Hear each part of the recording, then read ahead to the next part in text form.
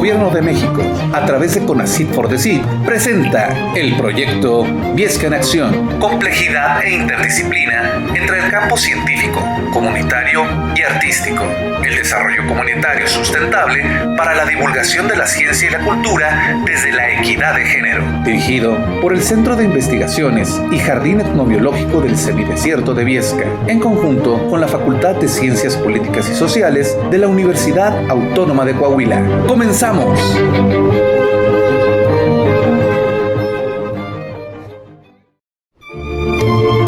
Comenzamos las conferencias de divulgación de la ciencia con el deseo de ser comunicación de la ciencia. Participa en cuanto se te indique. ¡Empezamos!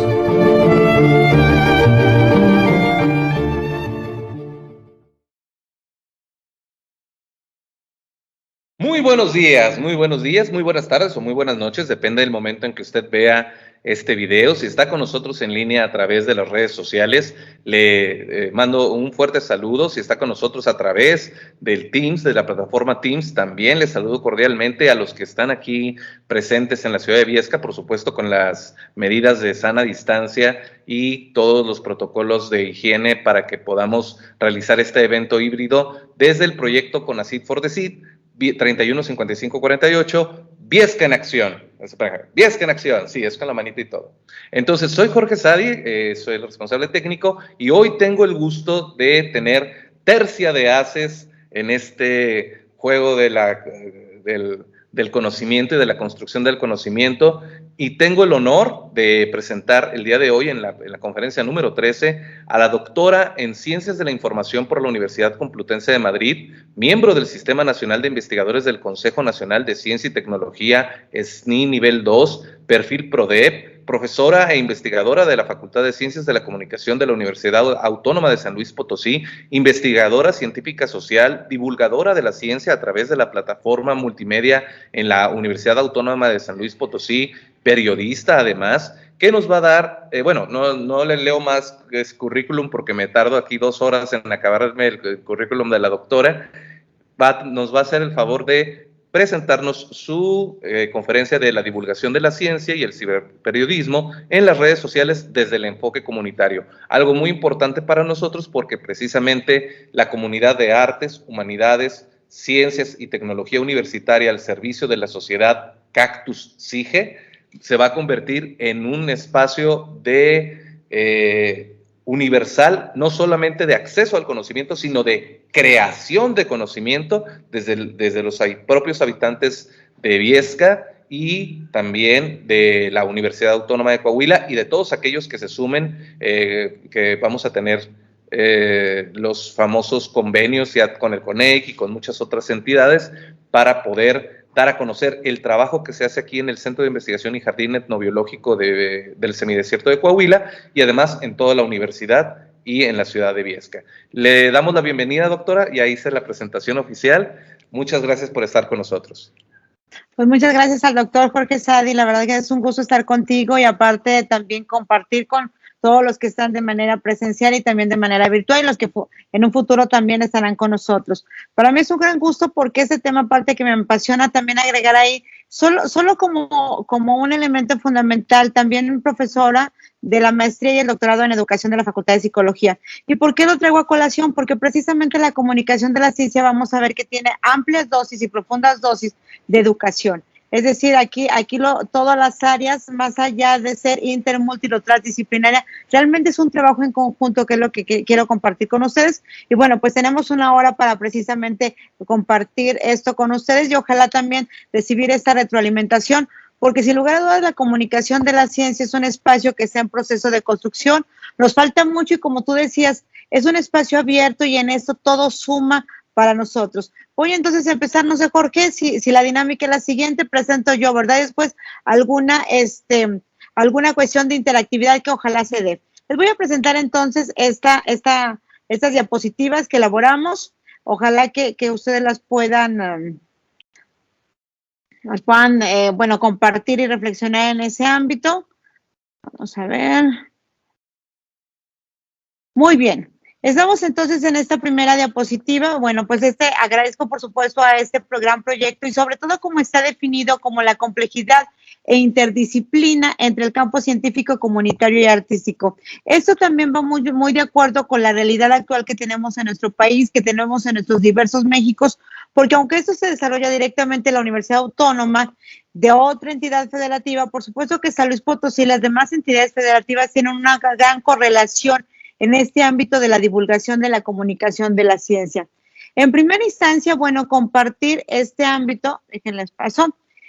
Hay muchos términos sobre este tema: divulgación de la ciencia, comunicación de la ciencia, educación no formal en ciencia, popularización de la ciencia, alfabetización científica, comunicación pública de la ciencia, percepción social de la ciencia, democratización de la ciencia, apropiación social del conocimiento, acceso universal al conocimiento y esta frase de despertar vocaciones científicas. ¿Esto qué quiere decir? Que tenemos una gran ocupación también y preocupación precisamente en este ámbito importante. Me salió una leyenda que algunas personas están en espera para entrar a la sala. Muy bien. Voy a continuar. Dicen, la comunicación pública de la ciencia es una responsabilidad social para construir una cultura científica. Esto es algo muy importante. No es una cuestión de interés personal, no es una cuestión realmente de solamente a un grupo de la sociedad a la que le pudiera interesar la comunicación de la ciencia. La cultura científica realmente es para que contribuya a incorporar el conocimiento a la práctica cotidiana y al quehacer colectivo. Eso quiere decir un reconocimiento y siempre insisto en ello, pero creo que es importante hacerlo. En el sentido que todos, absolutamente todos los seres humanos somos muy expertos en ciertas áreas del conocimiento. No tienen que ser a fuerza con grados académicos, pero, por ejemplo, un campesino es experto en la siembra, cuestión que yo no soy experta. Yo soy experta en otras áreas como en esta de la comunicación, el periodismo, la educación. Pero ¿qué pasa entonces? Debemos de hacer un gran reconocimiento en torno a que conocemos una partecita de aquello que es importante y desconocemos mucho también de lo que es importante. Eso quiere decir también de que debemos de tener una actitud de humildad de conocimiento también en nuestros saberes y tener la intención precisamente de conocer muchísimo más acerca de una diversidad de temas que son importantes en la incidencia de la vida cotidiana. Y aquí precisamente dice alcanzar una sociedad de la información y llegar a la sociedad del conocimiento. Ojalá que a partir de las décadas que vienen, porque no estamos hablando de años, sino décadas que faltan, para lograr precisamente, primero, una sociedad de la información y pasarnos de allí a la sociedad del conocimiento. Muy bien, hay un objetivo en la etapa actual y así lo defino yo como su servidora. Primero, una diseminación de información de la ciencia, es decir, primero tenemos que también trabajar para que esta ciencia permee en todos los espacios, en todas las comunidades, en todos los grupos, y ahorita vamos a ver esta definición de estos grupos como tal. Y también otra que es muy evidente en la actualidad. La comunicación de la ciencia tiene un gran interés y bueno, lo que escuchan es mi perro que además se escucha muy bonito, ¿verdad? El filtro de la información incorrecta o posverdad. Y esto lo vemos, por ejemplo, en el tema de las vacunas. ¿Qué pasa con el tema de las vacunas? A lo largo y ancho de las redes sociales, absolutamente todas, la más utilizada en nuestro país es Facebook, ha habido un conocimiento científico válido y ha habido un conocimiento no científico, al contrario, rumores precisamente que se han esparcido y que lamentablemente han influido en decidir o tener esa vacuna o no tenerla. Entonces, creo que también la comunicación de la ciencia se ha hecho muy evidente en la actualidad esa necesidad de ser un filtro de la información incorrecta como tal. Y es necesario filtrarla, porque podemos decir, claro, todos tenemos la libertad de publicar información, de publicar comentarios, pero lo cierto es que todos tenemos el deber de filtrar esos contenidos, sobre todo cuando somos adultos. Y bueno, aquí es muy interesante este proyecto de Bieski, por eso lo traigo a colación en este momento. Cómo precisamente la divulgación, la comunicación y de hecho la investigación científica también ha iniciado con esa combinación entre el arte y lo que es el conocimiento científico. Por ejemplo, tenemos primeros dibujos también botánicos que se hacían en Grecia, dibujos también acerca de la medicina. Entonces, ¿qué pasa con ello? Tenemos un conocimiento científico en donde el arte, que a lo mejor el investigador en ese momento no lo veía como arte, pero sí permitía reflejar o permite reflejar lo que se está haciendo, ya no tanto como divulgación científica, sino netamente y encuadrado en lo que es la investigación científica. Muy bien. Y aquí es donde entra la educación, y eso es algo muy, muy importante, de verdad. A veces pensamos que la comunicación de la ciencia, por definirse así, comunicación de la ciencia, solamente es la comunicación y no. Creo que esta es una parte, precisamente, una parte que nos faltó durante décadas y que precisamente no permitió lo que precisamente Vygotsky habla de este modelo sociocultural, en donde un modelo que llamamos constructivista, que está precisamente fundamentado en tres grandes zonas. Hablamos de la zona de desarrollo real, que precisamente es ese conocimiento previo que tenemos nosotros. Luego, el trabajo que se realiza para obtener un conocimiento nuevo. Y luego una zona de desarrollo potencial. ¿Qué pasa con esta zona de desarrollo potencial? ¿Cómo lo ubicamos a partir de las nuevas experiencias que como seres humanos tengamos? ¿Qué quiere decir esto también? Y es algo muy importante, que la comunicación de la ciencia no solamente está en este ámbito precisamente de los espacios institucionalizados, no solamente está en las universidades, no solamente está en los institutos de investigación. La comunicación de la ciencia debe de estar y debería de estar para lograr esta sociedad de la información y luego la sociedad del conocimiento en espacios completamente cercanos a las poblaciones. Vamos a ver precisamente cómo definimos este ámbito de las poblaciones, que es algo muy importante, este ámbito precisamente de lo comunitario, cómo las comunidades y las diversas comunidades nos exigen también que estemos más cerca de ellos. Pero estamos precisamente en este momento en donde debe de haber un reconocimiento de esa necesidad, de esta gran área de la educación para lograrlo. Y que esos aprendizajes, porque investigaciones científicas, por ejemplo, del 2010 en Estados Unidos ubicaban que el ser humano solamente obtiene los conocimientos en un 5% de los espacios institucionalizados y solamente lo recuerda en este porcentaje a lo largo de su vida. Los demás han sido adquiridos en otros espacios, como la familia, como el grupo de amigos, como los museos, como actividades extraescolares, en donde nos van formando en este ámbito que es muy, muy importante. Tenemos posterior a ello, déjenme a la diapositiva, pasarla, obviamente a otro de los grandes autores que rige la educación y este plano precisamente educativo, que es David Ausubel, en todos los ámbitos. Y él precisamente habla de uno de los elementos más importantes, el aprendizaje significativo. No solamente de eso se trata, de transmisión de información como lo estoy haciendo en este momento, sino que tenemos una diversidad de actividades en donde contamos con una base previa como ser humano. De hecho, el infante va desde que nace adquiriendo una base previa y se habla también de todas estas ideas innatas como tal, pero hay una base previa a partir de que nace cultural, del entorno sociocultural en donde se desarrolla. Luego tenemos una interacción con el nuevo conocimiento. Eso es algo muy importante. En ese proceso interactivo es donde tenemos que abarcar también muchos elementos didáctico-pedagógicos de este modelo constructivista. Luego tenemos una relación con el nuevo conocimiento, que es algo muy importante, cómo lo relacionamos o cómo en un futuro lo vamos a relacionar precisamente para ponerlo en práctica. Esta es una dosis fundamental de aprendizaje significativo que debemos ubicar en todas nuestras actividades, acciones de comunicación de la ciencia. ¿Qué pasa de manera frecuente?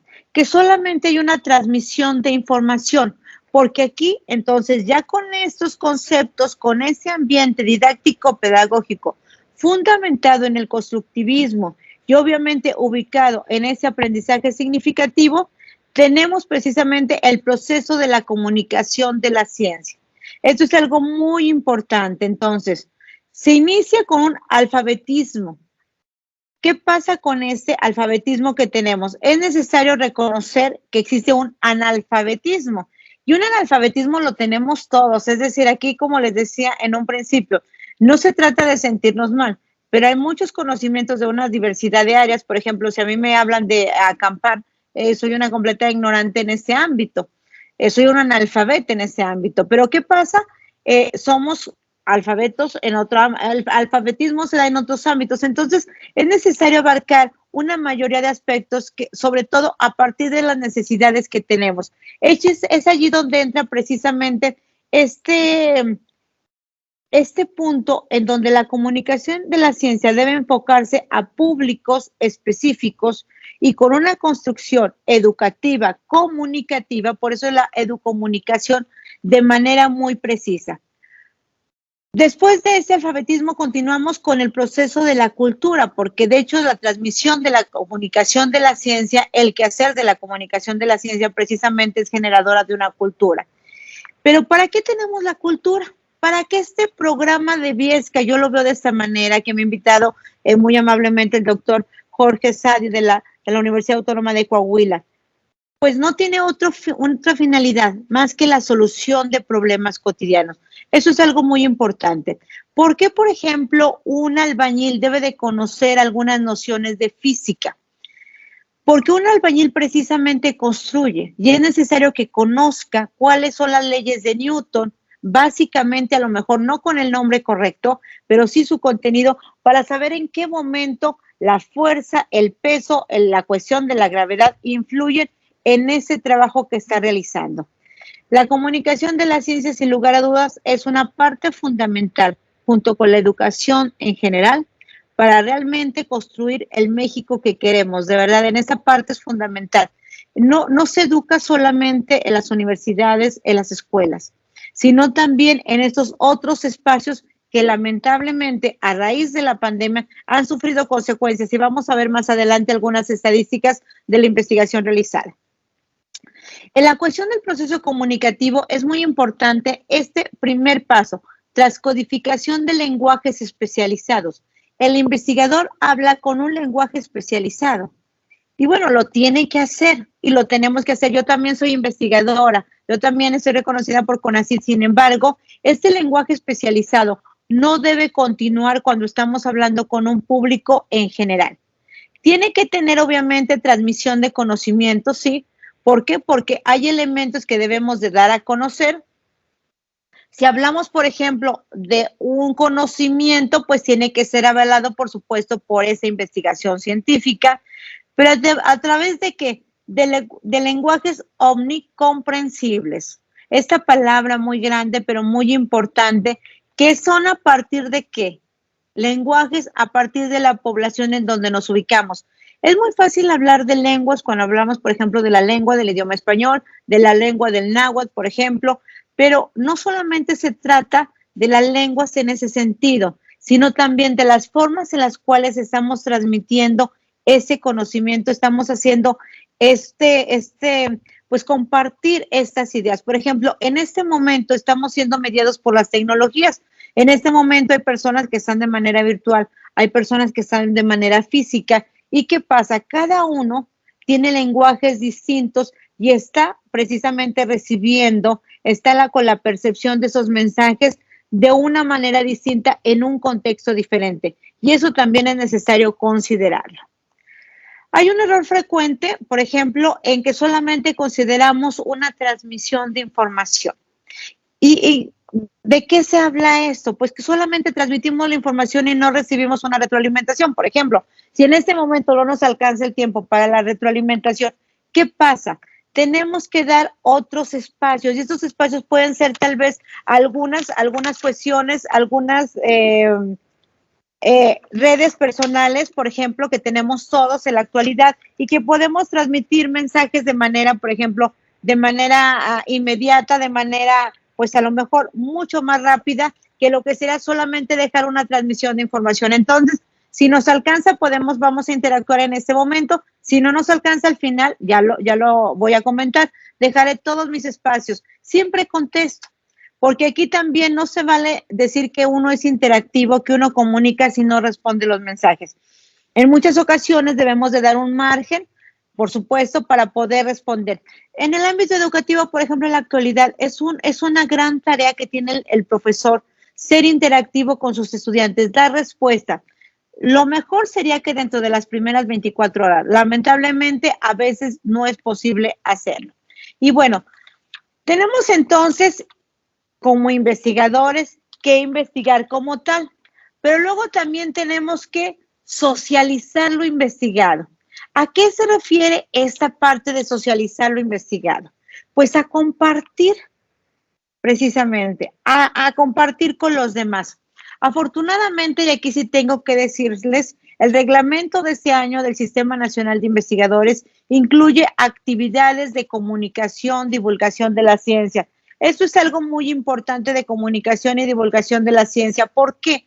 Porque el investigador tiene también un compromiso y un deber social, lo cual es algo muy, muy importante.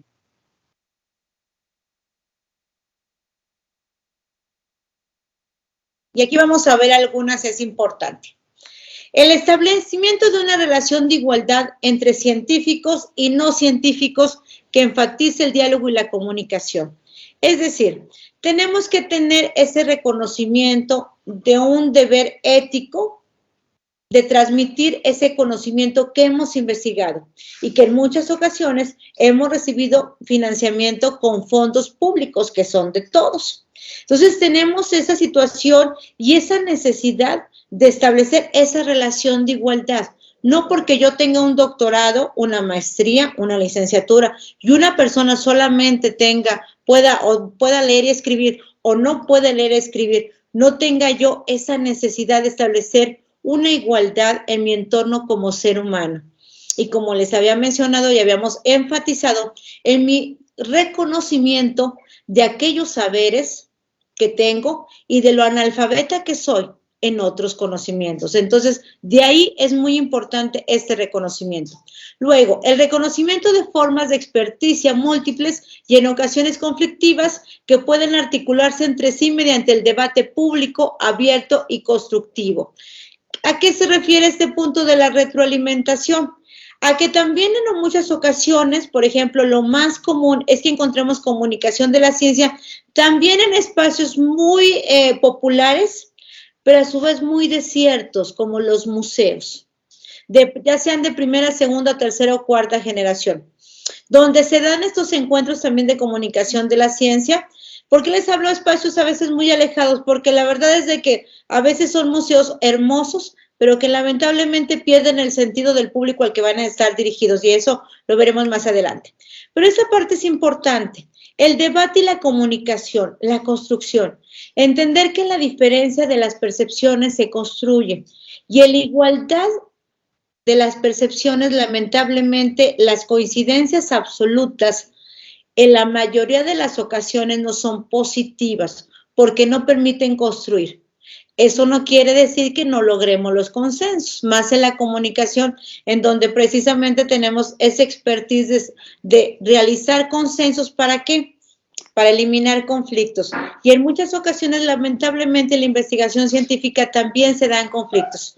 Pero lo más trascendental es este tercer punto, esa actitud positiva de la comprensión de las relaciones entre la ciencia y el público, no solo por referencia al conocimiento, sino por cuestiones de valores, de ética y de confianza. Al investigador, a la investigadora, se le reconoce. Y en ese reconocimiento no solamente está su persona, está sobre todo a su trabajo y a lo que aporta. Y en eso precisamente es importante estos tres elementos: los valores, la ética y la confianza que se tiene. Cuando tenemos el fenómeno de la pandemia, que lamentablemente no ha finalizado, tenemos una gran y lamentable realidad. Los espacios digitales, yo soy de la postura que deben de ser abiertos, solamente en casos extremos se tendrá que regular, como la ley Olimpia, por ejemplo, de protección a las cuestiones de la mujer, y que deberá de seguir protegiendo en algunos aspectos extremos. Pero debemos de privilegiar muchísimo la libertad de opinar. Y en esa libertad de opinar debemos precisamente contrarrestarla ¿con qué? Pues debemos de contrarrestarla con información realmente cierta, información verdadera, información resultado de investigaciones científicas. Tan es así que a veces el comentario de una actriz puede resultar más significativo que el comentario de científicos acerca de la vacuna del COVID-19. No quiere decir que no respetemos derechos. Por ejemplo, debemos de respetar muchísimo el derecho individual que se tiene a aceptar una inoculación a través de una vacuna o no aceptarlo. Pero aquí es donde juega un papel importante. Y lamentablemente durante la pandemia, la comunicación de la ciencia sobre este tema solamente llegó por canales muy definidos y no se llevó a poblaciones, a grupos, a espacios, a zonas, precisamente a comunidades de manera muy específica. Tenemos también actitudes negativas hacia la divulgación de la ciencia, una percepción prejuiciosa del público como inexperto. Es decir, yo soy el experto y tú eres el inexperto, entonces yo no me puedo bajar a ese nivel. Esa es una actitud de veras muy lamentable y esa es una actitud también que debemos de cambiar y construir y reconstruir de una manera más positiva y que se elimine, sobre todo en el entendido de los derechos humanos de todos y de todas. Más allá de la situación o del estatus o del contexto que cada quien tenga, debemos de reconocer la necesidad y debemos de conocer, reitero, ese expertise y ese analfabetismo que también vivimos todos en muchas áreas del conocimiento. La atribución de la causa de los desencuentros entre la ciencia y los grupos en la ignorancia del público. ¿A qué me refiero con esta parte? Que lamentablemente esta situación de compartir la investigación que estamos realizando en muchas ocasiones no es aceptada por quien la produce, precisamente porque piensa que la otra persona no la va a consumir de la manera más adecuada. Y también les digo mucho, también me dedico a las cuestiones del periodismo científico, yo también como investigadora y bueno, 30 años de experiencia también en el ámbito del oficio del periodismo y también en el oficio de la docencia, 21 años y un poquito más a eso, alrededor de 23 años. Pero ¿qué pasa con eso? Esta actitud de apertura y este pensar y repensar en el prejuicio y en el punto de la ignorancia del público. Es algo que tenemos que eliminar. Y cualquier persona que se diga investigadora, cualquier persona que se diga investigador, cualquier persona que se diga soy un comunicador de la ciencia, soy un divulgador de la ciencia, debemos de tener esa gran apertura. Y no solamente ver aquellos espacios que yo les llamo castillos, castillos irrompibles, ¿verdad? Castillos en donde sí son muy hermosos, sí en ocasiones hasta son muy lujosos, pero lamentablemente no se acercan a esas comunidades que necesitan que les hagamos llegar conocimiento e información, pero también sin olvidar estos dos aspectos básicos de la comunicación y la educación. Bien, ¿cómo crear comunicación de la ciencia en cualquiera de los espacios, como ahora el ciberperiodismo también? Por supuesto que hay que elegir temas, hay que elegir fuentes, hay que elegir medios, hay que elegir entornos, hay que elegir un público como tal, ese público es muy importante, y por supuesto el lenguaje. Y nunca hay que olvidar una pregunta, ¿responderán a las características de la población mexicana? Es decir, lo que yo estoy construyendo como comunicación de la ciencia, ¿realmente es para el público al cual estoy dirigido o no lo estoy haciendo como tal? Estos elementos son fundamentales precisamente para esta gran actividad. Y aquí sí les quiero decir que lamentablemente en nuestro país aún no se profesionaliza la actividad de comunicador de la ciencia, de divulgador de la ciencia. Es una actividad que en la mayoría de los casos ha sido de manera altruista y creo que es necesario precisamente profesionalizarla para que entonces guarde y vaya avanzando en este deber social que se tiene de podernos incorporar de la sociedad de la información a la sociedad del conocimiento. Pero claro, en nuestro país, primero llegar a la sociedad de la información. Bien, aquí está, se está abriendo, ¿verdad? Hay que tener una conexión emocional, esta parte es fundamental. La conexión emocional que tenemos entre los que estamos escuchando y los que estamos hablando. Esa parte de me interesa, no me interesa lo que estamos hablando. Y aquí también, en este empate, posiblemente haya momentos en donde podemos precisamente empatar muy bien, como puede ser aquí un rompecabezas, o no empatarnos.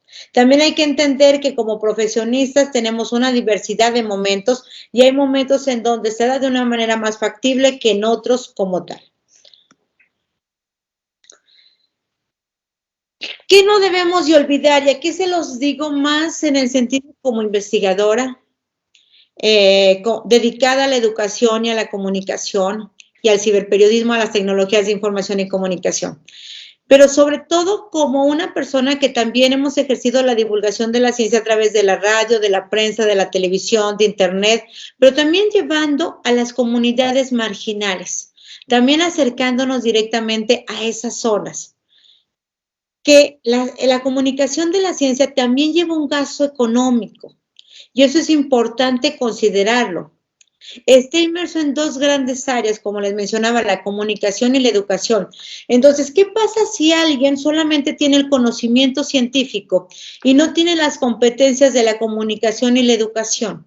Ahí vamos a tener un gran problema en comunicar la ciencia, pero no porque no se tenga información científica, no porque no se sea especialista, simplemente porque no se tengan las competencias.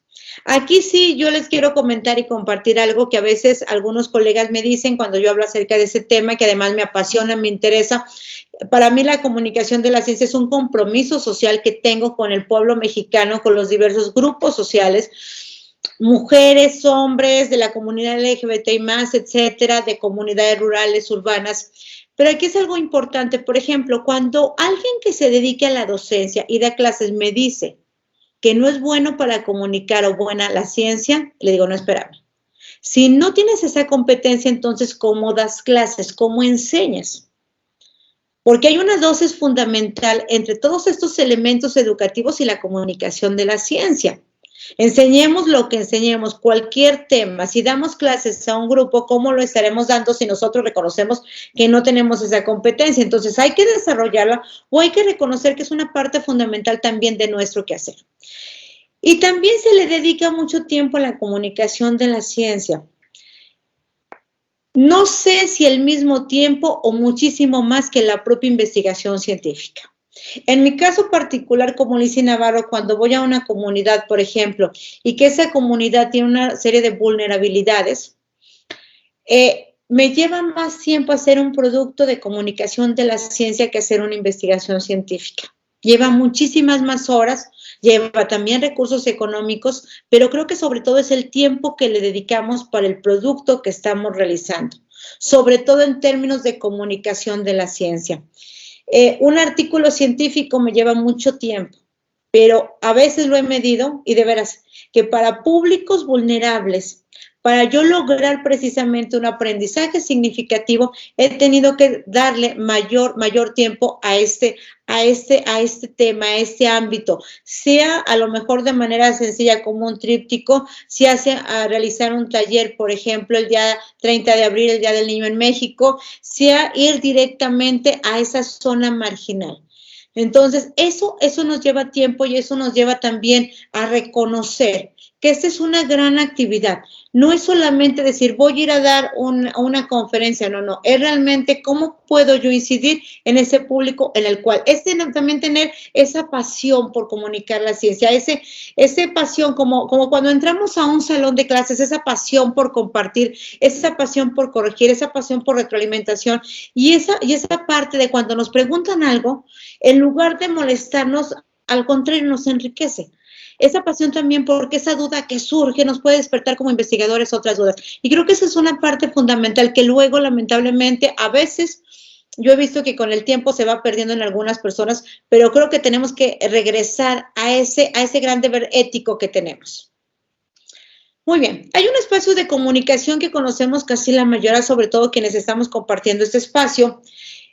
Los talleres presenciales, los museos, los encuentros, ¿verdad? Obviamente también en los medios analógicos, prensa, radio y televisión, que en este caso, estos espacios como museos y talleres, por supuesto que permiten la interactividad, la retroalimentación. Pero ¿qué pasa? Como lo mencioné hace rato, hay muchos espacios que se hacen en los mismos lugares, que son lugares a veces hermosos, bellísimos. Pero ¿qué pasa? Lamentablemente y frecuentemente alejados de la sociedad. La comunicación de la ciencia no puede estar alejada de la sociedad, tiene que estar cerca de la sociedad, tenemos que ser empáticos con esa sociedad. Entonces, por ejemplo, ¿qué hemos realizado como experiencia personal de divulgación de la ciencia? Bueno, pues unas actividades acerca del tema de minería, por ejemplo.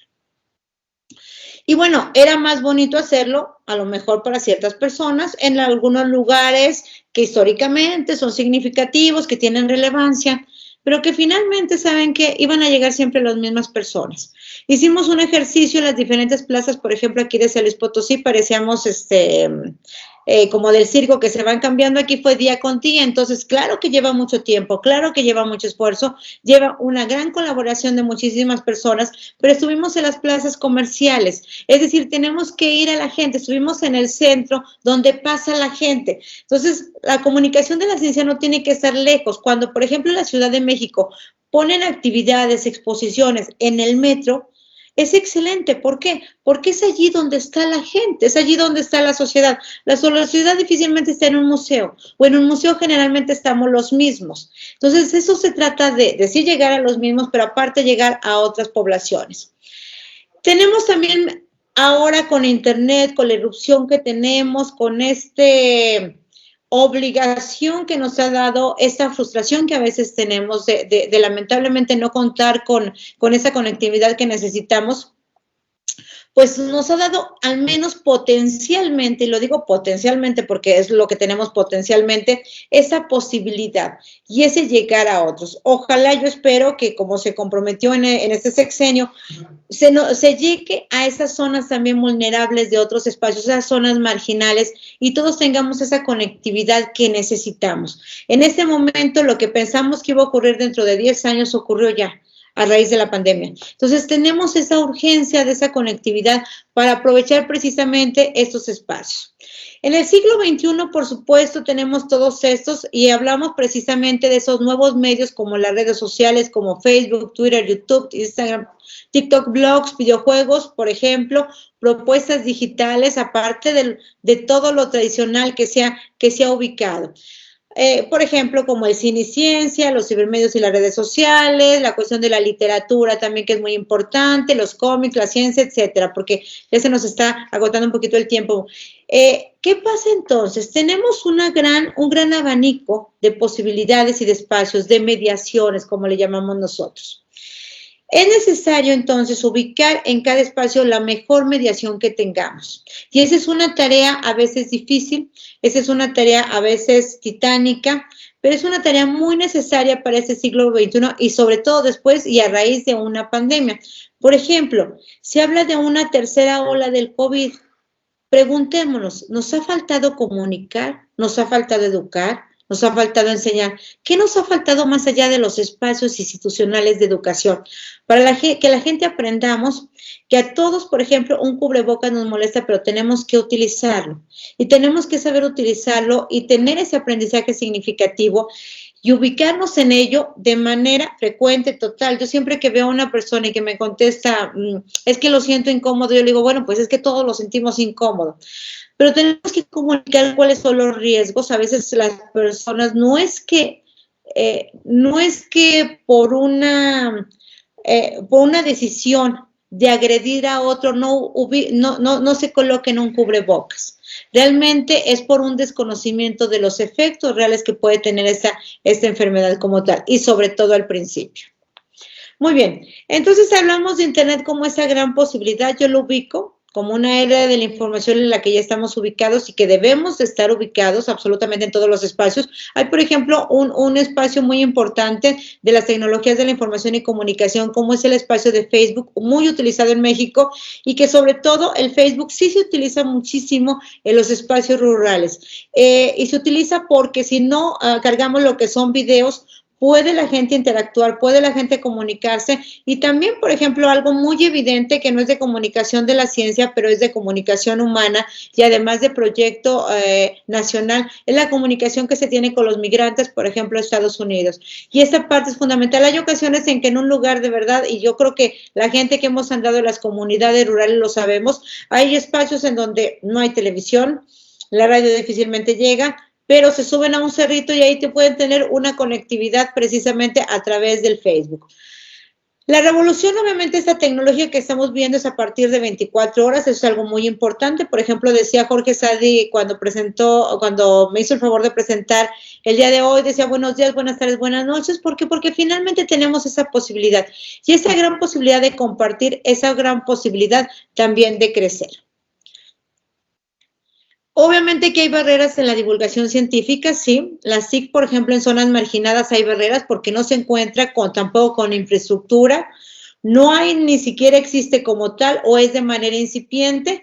Y en muchas ocasiones, y aquí sí lo digo porque es también una llamada de atención a quienes deciden las políticas públicas, no digamos solamente en lo macro, a nivel nacional o a nivel regional, estado. También, por ejemplo, desde las cabeceras municipales de nuestro país, los presidentes municipales son tomadores, las y los presidentes municipales son tomadores de decisiones.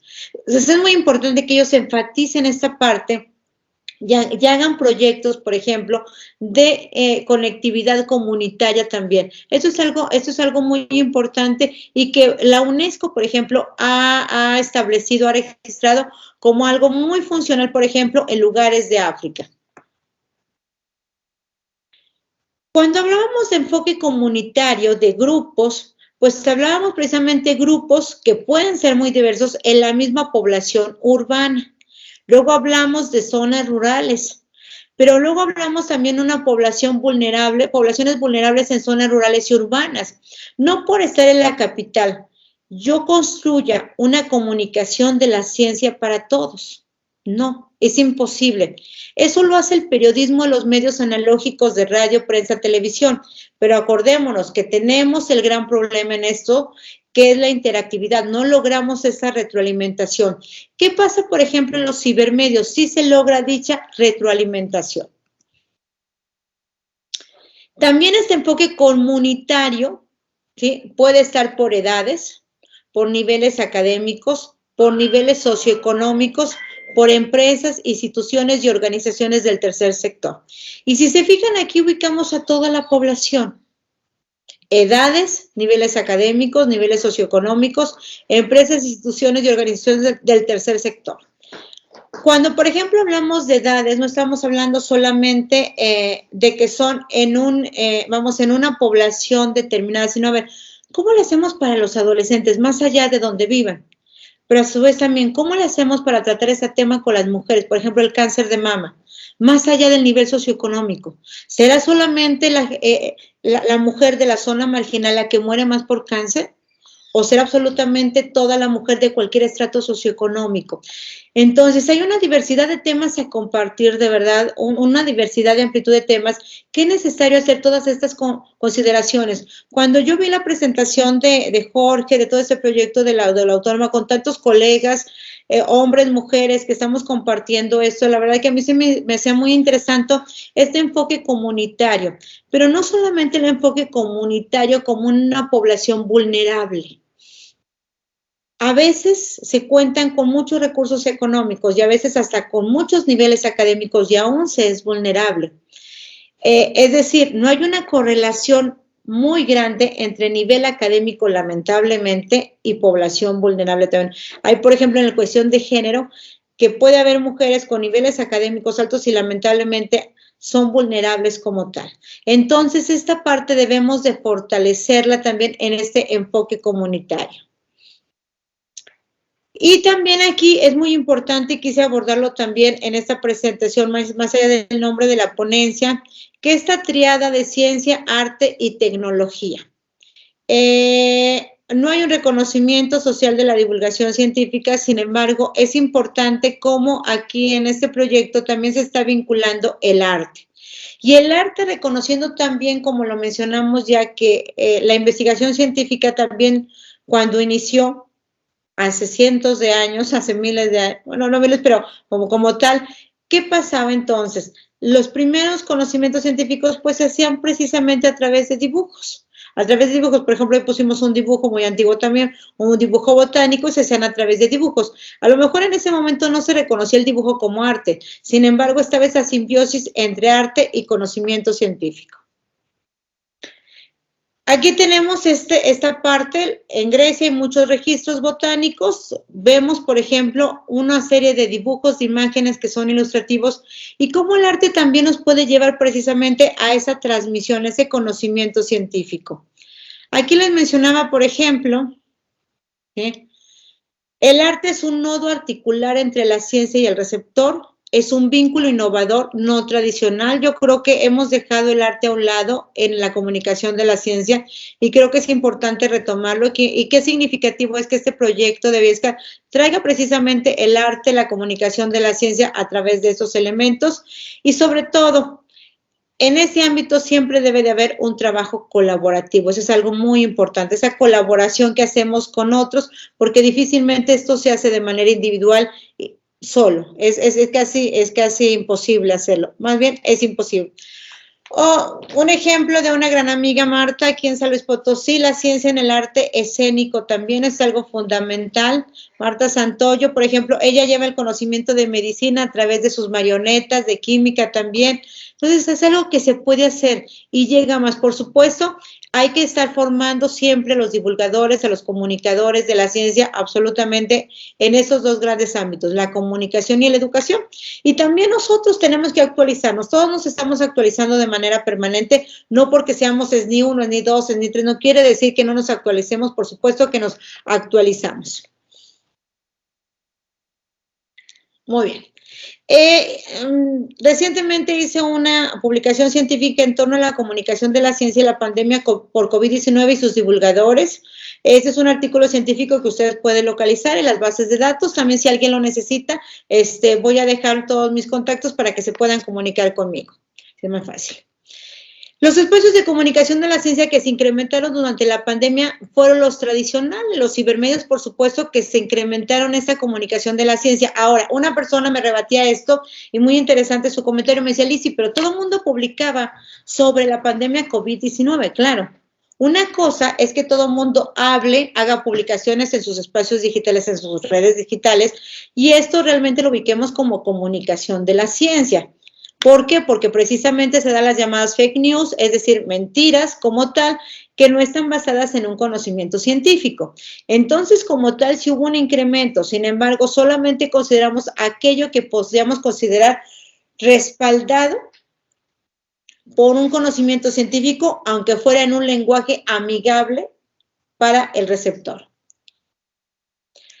Todos los medios tradicionales, lamentablemente, que eran muchos, por ejemplo, visitas presenciales y talleres presenciales que llegaban a las comunidades marginales de nuestro país, lamentablemente, todo esto fue anulado. Sí se hicieron grandes esfuerzos a través de las mediaciones tecnológicas, pero esto sucedió como la educación formal. Es decir, se hicieron intentos, pero finalmente la gente no tenía las plataformas, la gente no tenía este acceso, y no es lo mismo, por ejemplo, y muy poca gente utilizaba, por ejemplo, el Facebook, que les digo, es una recomendación para mí que hago para la gente, porque es un medio realmente muy viable, aunque sea un grupo cerrado en Facebook, pero muy viable, muy efectivo, no solamente en comunicación de la ciencia, también en educación. Yo lo he utilizado en un proyecto que tenemos de telebachillerato, en donde logramos precisamente esta comunicación. Y en formas de comunicación de la ciencia, a lo mejor aquí ya para los más expertos como tal, para las cuestiones del periodismo, pues se dieron muchísimas cibernoticias, ciberentrevistas y ciberreportajes. También hubo esto en los periódicos como tal, y en la televisión como tal se incrementaron. Pero muchos museos estuvieron cerrados, recientemente se han abierto, y en aquel momento donde era necesario comunicar la ciencia, precisamente vimos cómo la alfabetización mediática de Internet era necesaria y urgente. Lamentablemente no se tenía esa alfabetización y tampoco la conectividad. Es más, hasta las propias ciudades todos estuvimos batallando y hemos batallado por dicha conectividad. En el uso de Internet y las redes sociales para la comunicación de la ciencia, en el momento de la pandemia, que fue en el 2020, donde hice este estudio, también podemos decir, es que mucha gente hablaba así, pero aquí estamos considerando solamente las publicaciones formales en torno a una comunicación de la ciencia con esa intencionalidad de hacerla. No quiere decir que todas las personas tengamos ese derecho de publicar. Claro, yo puedo publicar, pero eso no quiere decir, también hay que respetar muchísimo que a lo mejor cuando publico, en lugar de estar haciendo un beneficio social, esté causando un daño. Entonces, sí tengo que hacer un reconocimiento que una cuestión es la libertad de expresión que tenemos todos, garantizada por nuestra Constitución y garantizada, obviamente, en el ámbito internacional, pero la libertad de expresión, obviamente, es un derecho que tiene cada ser humano. La comunicación de la ciencia, pues es una comunicación que tienen que hacer grupos, investigadores, divulgadores, comunicadores, educadores de la ciencia de una manera muy, muy específica. Y les digo que aquí entran muchísimo los educadores. Por ejemplo, recientemente que el día de la diabetes, por ejemplo, una persona diabética, pues no solamente aprende a alimentarse en su casa, no solamente aprende a alimentarse en la escuela, realmente ¿dónde debería de aprender? En un espacio en donde le hagan conciencia y logre ese aprendizaje significativo. Hicimos un trabajo precisamente educativo de cómo transmitir esa necesidad de una mejor alimentación para un hospital público. Y son cuestiones que parecieran no relevantes, pero créanme que son trascendentes. En México tenemos una diversidad de problemas y entonces en el ámbito de la comunicación de la ciencia, todo lo que se haga suma de manera significativa. Y bueno, aquí les dejo antes de pasar con Jorge Sadi a la parte de las preguntas y respuestas. Yo sé que a lo mejor me alargué, espero que no, o hablé demasiado rápido. Cualquier duda, cualquier comentario, aquí están mis espacios, las redes sociales que tengo para tener comunicación con ustedes. Denme oportunidad, solamente un máximo de 48 horas, como bueno, se habla precisamente en estos espacios que tenemos en el ámbito profesional para comunicarme. Y como siempre les dije y les he dicho a los estudiantes, los estudiantes, pónganme la palabra urgente para entender qué es urgente y qué es importante. Y entonces ya respondo en muy poquito tiempo todos esos espacios de comunicación abiertos para ustedes. Y bueno, Jorge, no sé si con eso termino esta presentación. Regreso a la parte y dejo de compartirla. Muy bien, doctora, muchas gracias por su participación. Si alguien en Teams tiene preguntas, adelante. Si la gente del público tiene preguntas, adelante. Es el momento adecuado. Tenemos 15 minutos todavía antes de la siguiente conferencia. Levantó la mano Lucelena Martínez. Adelante, por favor. Buenos días a todos y a todas. Bueno, primero que nada, una felicitación a la ponente. Me gustó mucho el tema. Pienso que es muy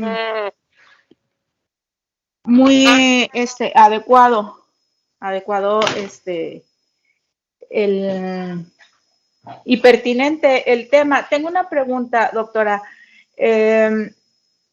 Con respecto a esto último que mencionaba de cómo se pueden establecer criterios o recomendaciones de divulgación de la ciencia con respecto, por ejemplo, a las instituciones públicas. Y digo, en campañas así tan importantes, por ejemplo, la que mencionaba el cáncer de mama, las últimas informaciones acerca de las vacunaciones, o por ejemplo, cuando nosotros desde la política pública hacia la igualdad sustantiva, asuntos de tipo, luego vemos que las personas de las instituciones públicas llevan, pues tienen iniciativas, ¿verdad?, de divulgación, pero ¿cómo podemos saber, cómo podemos establecer criterios de veracidad de qué es lo último que se publicó científicamente en este mundo tan cambiante, ¿sí? Porque de repente podemos tener información, digo, como nosotros que recibimos la vacuna CanSino y ahora andamos buscando vacunarnos. Temas así de ese tipo muy nodales, ¿verdad? Que afectan la vida de las personas y que luego nosotros buscamos información y no sabemos si es científica, pero luego alguna dependencia pública o alguna organización que no es pública, pero que tiene mucho alcance, llega a decir, pues según los estudios en tal lugar, esto es lo verdadero. ¿Qué recomendaciones nos das en ese sentido? Muchas gracias. Mira, de la primera parte no te la escuché muy bien porque tuve problemas con el audio, pero espero haber captado esta parte y bueno, con base en la experiencia que tengo en esta cuestión de la información y de las fake news, creo que aquí también debemos de reconocer que este bicho del COVID-19 nos ha afectado a todos y que es algo emergente también, que la propia comunidad científica estaba desconcertada cuando inició esto y que también estamos en medio de un entorno geopolítico. Eso también no lo podemos olvidar, ese entorno geopolítico, económico, ¿verdad? De peso muy importante. Sin embargo, yo creo que aquí también debemos de ser muy cautos. Por ejemplo, las publicaciones científicas que se hacen, como tú lo mencionas, nos decían una cosa, nos decían otra. Yo también tuve la Cancino como tal. Entonces, creo que en este momento, si nosotros leemos, por ejemplo, los medios de comunicación nacionales e internacionales, pues, ¿qué pasa? Hay ciertas contradicciones allí, ¿verdad? Entonces, creo que aquí también tenemos que como usuarios ser muy cautos en lo que estamos leyendo, ser muy cautos, pero a su vez también cotejar las informaciones. Por ejemplo, yo siempre les digo, en el ámbito para estar bien informado, ¿qué necesito? No solamente leer un solo medio, también consumir la radio, la televisión, algún medio en internet, para tener cierto equilibrio en eso que estoy consumiendo. Creo que como mala fe de parte de las instituciones y empresas no la hubo como tal, la verdad. Creo que sobre todo hubo en ciertas etapas de este virus del COVID-19, pues una gran incertidumbre porque no se conoce. De hecho, en este momento todavía hay una gran incertidumbre. A mí sí todavía me sorprende que lamentablemente entre la población hay muchas personas que duden en vacunarse y que a veces no son las de las comunidades rurales, o sea, a veces son las de la propia ciudad. A veces profesionistas también que duden en ubicarse en esta vacuna. Yo la verdad sí creo mucho en la ciencia y cuando ha habido reportes científicos, más allá de qué país provengan, pues hay que entender que también a nivel mundial pues son como las personas, ¿verdad? A nivel mundial cada país representa una persona y a veces somos más cercanos, a veces menos cercanos a ciertas personas. Lamentablemente a veces también hacemos comentarios inadecuados de las personas, a veces levantamos falsos testimonios, como decimos, a veces levantamos también pues algunas falsedades también. Entonces, si ubicamos a cada país como si fuera una persona, lamentablemente eso es lo que se ha vivido. Pero también hemos vivido, yo confiaba plenamente, por ejemplo, ahí me decían algunos médicos, colegas míos y amigos míos, que no se iba a tener la vacuna para el 2020. Yo decía, yo estoy segura que se va a tener, porque la ciencia también ha avanzado y qué bueno que se tenga, ese es el interés de que se tenga. Entonces, creo que allí también debemos de ser muy cautos y tampoco no caer en estos pánicos a veces que nos pudieran dar, es que no tengo una vacuna que era de un país y la otra vacuna que del otro país. Realmente estamos, por ejemplo, en este caso del fenómeno del COVID-19, lo que sí está comprobado absolutamente que por todos es, por ejemplo, lo que trae Jorge Sadi ahorita en la presentación, el cubrebocas. El cubrebocas está comprobado absolutamente por los científicos de todas las ramas y de todas las áreas. Y que también, por ejemplo, pues, ¿qué le pasó a Galileo Galilei, no? O sea, también el conocimiento científico, pues, ha tenido sus momentos oscuros, ha tenido sus momentos en donde ha evolucionado y no sabemos también que lo que hoy damos como un conocimiento verdadero va a tener sus modificaciones. Sin embargo, yo creo que aquí también entra mucho la ética. Por eso mencionaba, cuando va por ejemplo, un investigador, una investigadora a un bachillerato, cuando habla con las mujeres, cuando habla con la comunidad de los hombres también, ¿por qué no? Porque a veces solamente decimos el Día de la Mujer, no, también con la comunidad de los hombres es importante abrir espacios. Aquí, por ejemplo, y en varios estados se realiza la actividad de la ciencia en el bar. Cuando va, por ejemplo, y comunican algo, es obviamente más asertivo y también más significativo como tal. Entonces, también tenemos que acercarnos y ver cómo aquellas experiencias que hemos tenido y cómo también ese investigador, pues los investigadores no solamente tenemos el deber de investigar, también tenemos el deber ético de representar esas investigaciones. Es como un profesor, por eso les digo que eso está ligado completamente a la actividad educativa. Yo les digo, yo tengo la libertad de irme y de tomar, ¿verdad? De tomarme una copa, pero, por ejemplo, si estoy en un horario donde no de trabajo y un alumno me ubica ebria tirada pues en el suelo, pues la verdad es que ahí ya pierdo toda credibilidad con mi estudiante, aunque yo esté en horarios no laborales. Entonces, creo que siempre el profesionista, siempre el educador, el comunicólogo debe tener esta congruencia, entonces también el investigador. Entonces, yo creo que aquí sí ha habido una gran cantidad de informaciones, también de fake news, porque las hay también, y de manera frecuente las hay a veces de personas que nos sorprenden, que las transmiten. Y en comunicación, bueno, pues tengo que decirlo también, hablamos de la teoría del rumor. La teoría del rumor no es ética. La teoría del rumor es maquiavélica. Se utiliza mucho en política precisamente para lograr objetivos políticos no éticos y que dañen a otros actores políticos. Entonces, muchos rumores se han dicho, muchos rumores se siguen diciendo, y creo que ahí también debemos nosotros de hacer la diferencia entre lo que es un rumor. Igual como pasa en la familia, igualito, así en micro sociedades, en microgrupos, hay rumores que a veces han desintegrado familias y solamente fueron rumores y no verdades. Entonces, creo que también ya como seres humanos en este 2021 hay una responsabilidad de nosotros como seres humanos y hay una responsabilidad de nosotros como investigadores, como este gran proyecto que están realizando, de compartir, de abrir espacios y de sensibilizar. Por eso yo digo, aquí en este 2021 tal vez transminar sería parte del objetivo de esta década en la que estamos viviendo. La siguiente década, llegar a la sociedad de la información, para que ojalá por ahí de los años 2040, 2050, la gente que esté viva logre realmente una sociedad del conocimiento, logre un avance y también, ¿por qué no decirlo?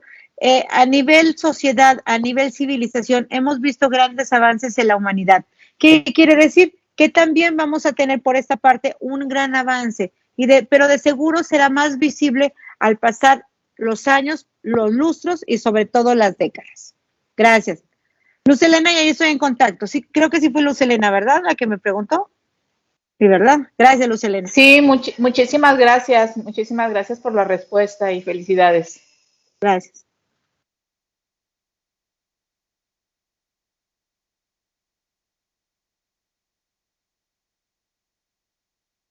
Sadi, te escuchamos. Tienes apagado el micrófono.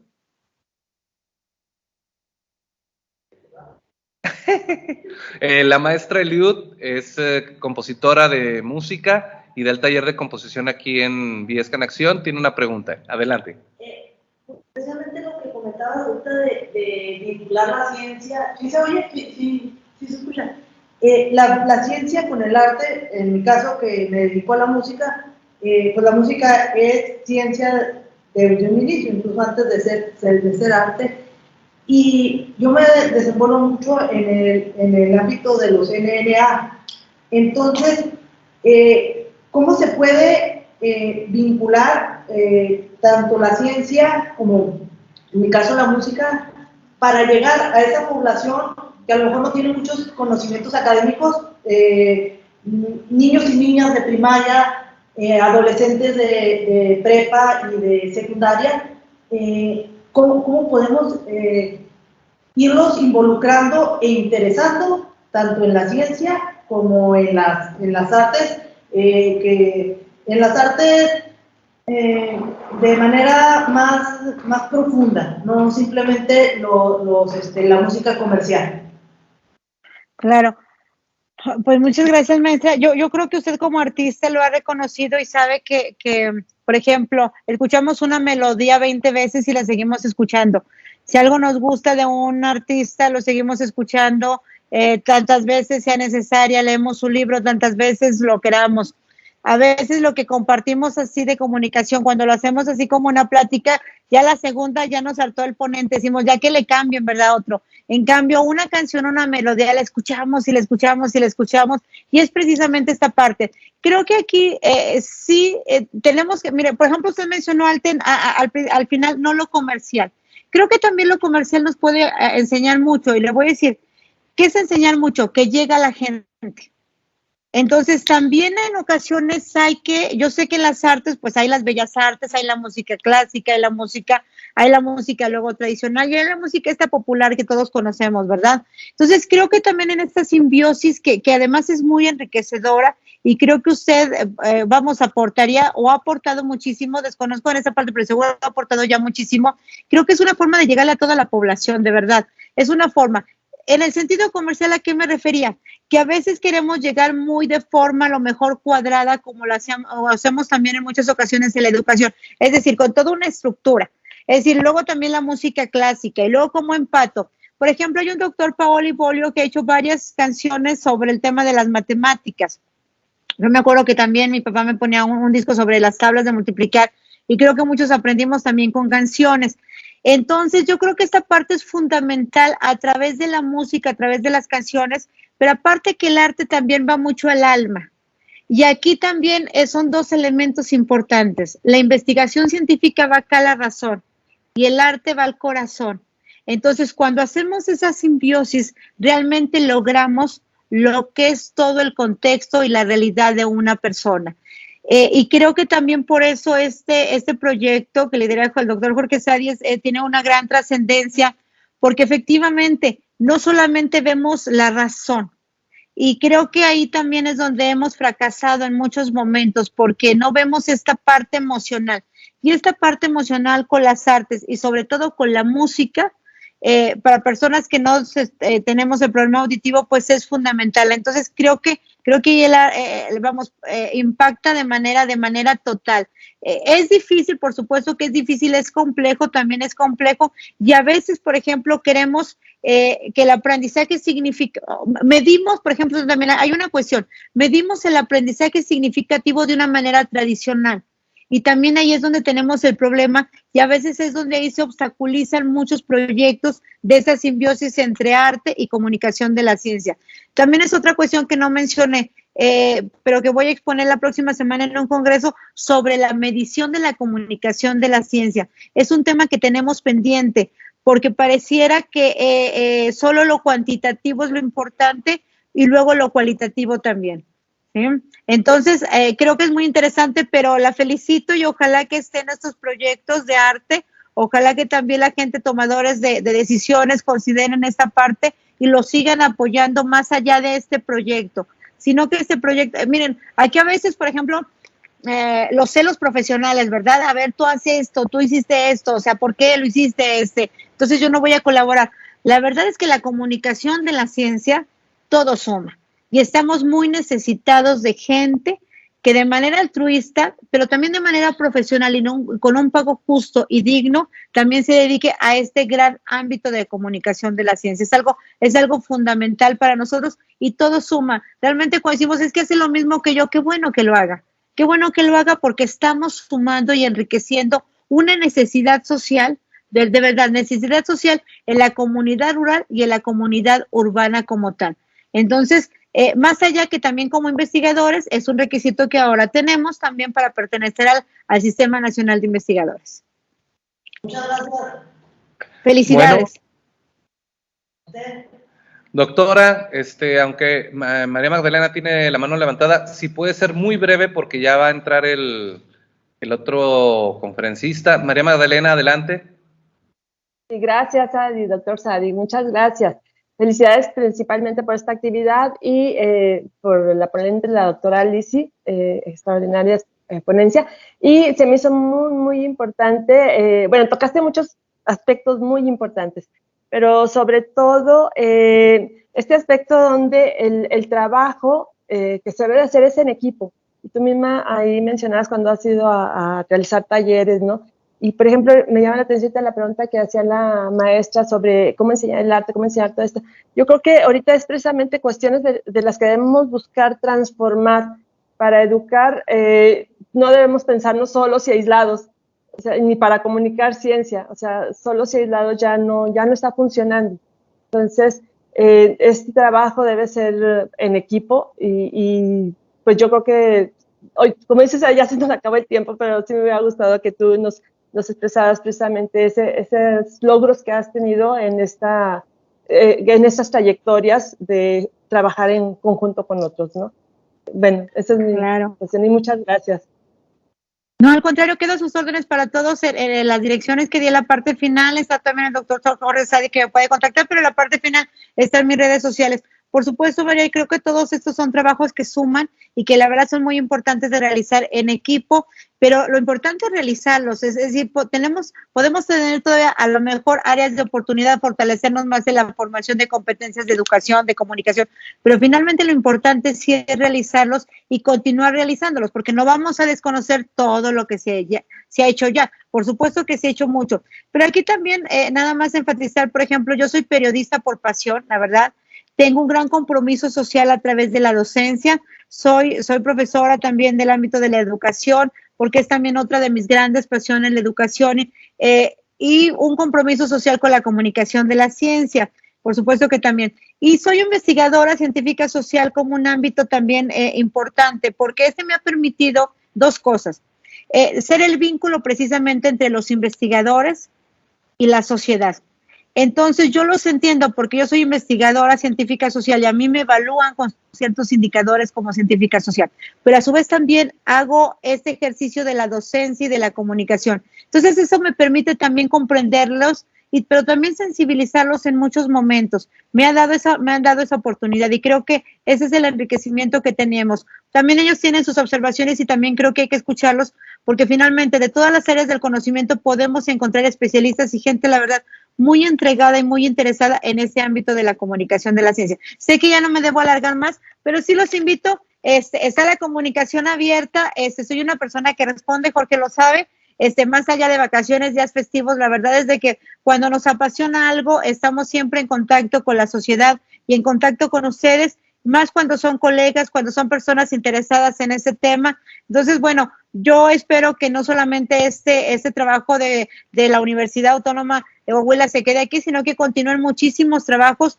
muchísima gente se una a esos proyectos y a su vez que se hagan más proyectos. Les digo, en esto tal vez es uno de los pocos espacios en donde estoy segura que no hay competencia. No hay competencia. Cada quien hacemos mucho y si lo hacemos, de veras que aportaremos muchísimo a este México con tantos problemas que se tienen, pero a su vez con tanta gente talentosa también. Y además, esa parte sí recordar, nunca considerar a nuestro público como un público ignorante. Jamás. Jamás, jamás. Ese prejuicio de que yo soy el que sé y el que me está escuchando es el ignorante, eso hay que eliminarlo. Eso de veras que sí cambiar completamente ese paradigma de yo soy el experto y el otro es el inexperto.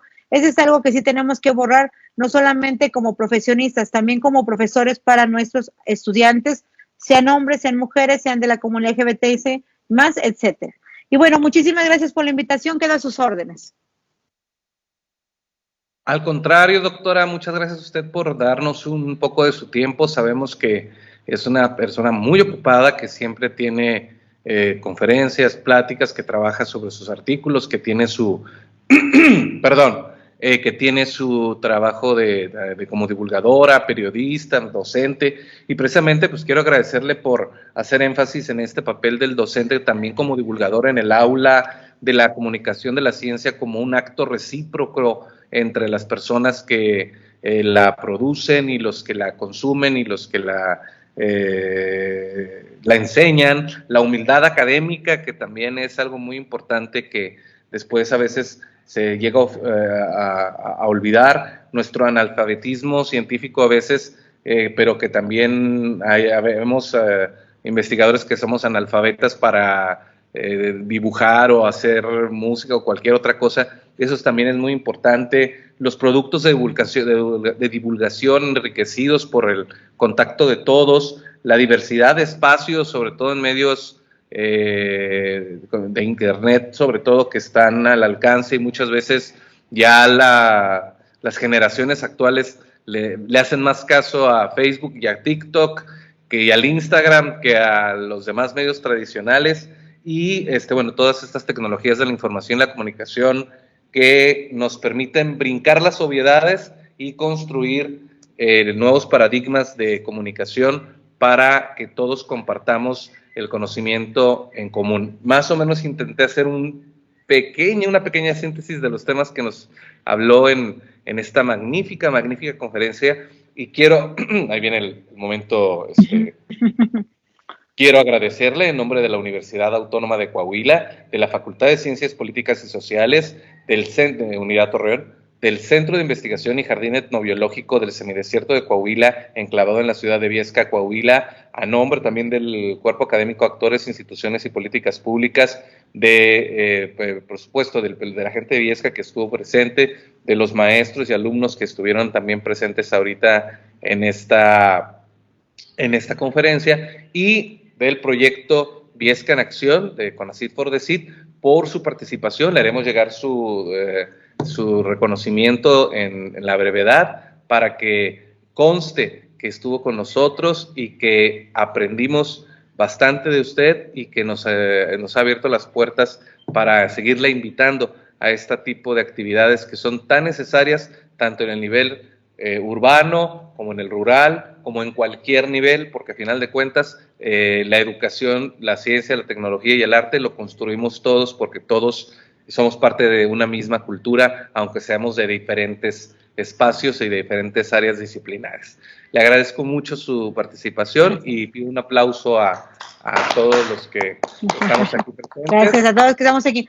Y pues no, nada más que agradecer, y bueno, voy a aprovechar también para esta parte. Yo estoy en la Facultad de Ciencias de la Comunicación y en la Facultad de Psicología, los programas de maestría y doctorado en educación de la Universidad Autónoma de San Luis Potosí también son parte, pues obviamente la parte esencial, porque son los que me dan ese cobijo y ese ropaje. De hecho, también estudiantes participaron aquí, pero que ellas son maestras y que inciden directamente, están precisamente aquí con nosotros, y creo que eso es algo muy importante, la maestra Orquídea, la maestra Diana, y creo que son de los espacios precisamente que construimos.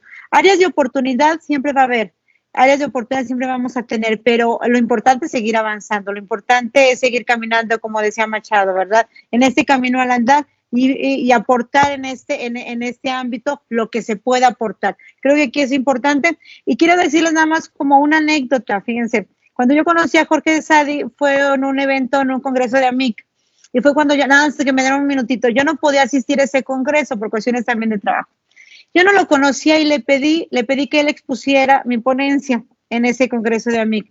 Y creo que son de esos, a lo que voy es a lo siguiente, que son de esos encuentros que a veces uno no planea, que no espera, pero que nos llevan precisamente a construir.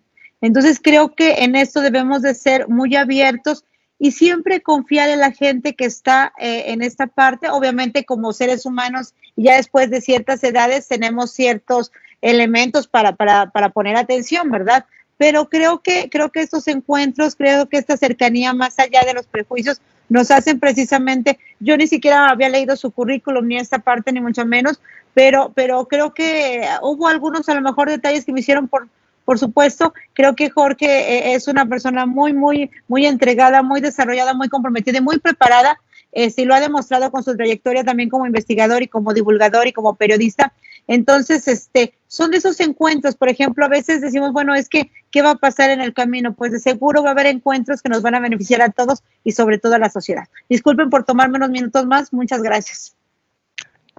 No pasa nada, doctora, los minutos que guste, y le agradezco mucho la confianza que ha tenido siempre en mí, y cuente con que siempre están abiertas las puertas de la Universidad Autónoma de Coahuila y de la Facultad de Ciencias Políticas y Sociales para usted, y del CIGE y el Cactus que van a ser del CIGE también están abiertos para usted y para todos sus maestros y colaboradores de la Universidad Autónoma de San Luis Potosí, a quienes los consideramos hermanos aquí en camaradería, para que presentemos y tengamos trabajos en conjunto. Muchas gracias, doctora, y le agradezco a todo el público que nos está siguiendo. Estén pendientes porque la siguiente conferencia, la número 14, será en unos momentos más, sobre matemáticas divertidas, así que no se asuste, hablando de matemáticas precisamente, vamos a tener la siguiente conferencia. Muchas gracias, doctora Lisi, un fuerte abrazo, una vez más gracias por todas sus palabras y la confianza, y estamos aquí para servirle. Gracias a todos los que se unieron en Teams y también presencial, y a los que nos van a ver en el futuro. Hola, gente del futuro, aquí estamos para ustedes a través de las redes del Cactus CIGE en YouTube, Twitter, Facebook, Instagram, Twitch, TikTok, etcétera, etcétera, etcétera. Con esto despedimos la conferencia número 13, hoy, precisamente día 13 de noviembre del 2021. Muchas gracias por estar con nosotros y continúen porque estamos en Viesca en Acción. El Gobierno de México, a través de CONACYT for the CID, presentó el proyecto Viesca en Acción, complejidad e interdisciplina entre el campo científico, comunitario y artístico. El desarrollo comunitario sustentable para la divulgación de la ciencia y la cultura desde la equidad de género. Dirigido por el Centro de Investigaciones y Jardín Etnobiológico del Semidesierto de Viesca, en conjunto con la Facultad de Ciencias Políticas y Sociales de la Universidad Autónoma de Coahuila. Hasta la próxima.